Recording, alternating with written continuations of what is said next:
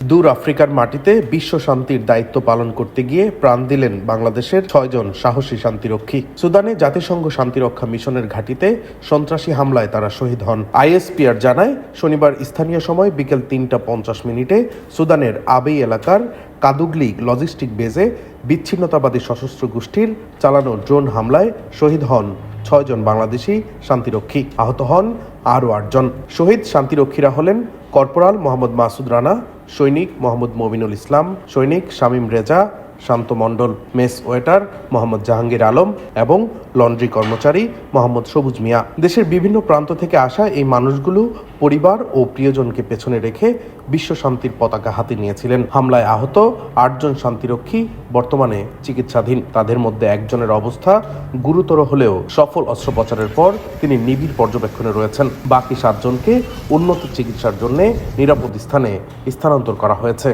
এবং তারা শঙ্কামুক্ত। এই নৃশংস হামলার তীব্র নিন্দা জানিয়েছে বাংলাদেশ সেনাবাহিনী। আইএসপিআর বলেছে, শহীদ শান্তিরক্ষীদের আত্মত্যাগ শুধু তাদের পরিবারের নয়, পুরো জাতির গর্ব। বিশ্ব শান্তি প্রতিষ্ঠায় বাংলাদেশের অঙ্গীকারের এক উজ্জ্বল প্রমাণ হয়ে থাকবে তাদের এই আত্মবলিদান। দূর প্রবাসের মাটিতে ঝরে যাওয়া এই প্রাণগুলোর জন্য আজ শোকাহত পুরো দেশ। শহীদদের আত্মার মাগফিরাত কামনা এবং শোক সন্তপ্ত পরিবারের প্রতি গভীর সমবেদনা জানিয়েছে বাংলাদেশ সেনাবাহিনী। একই সঙ্গে আহত শান্তিরক্ষীদের দ্রুত আরোগ্য কামনা করা হয়েছে। ডেস্ক রিপোর্ট, দৈনিক ডেস্টিনি।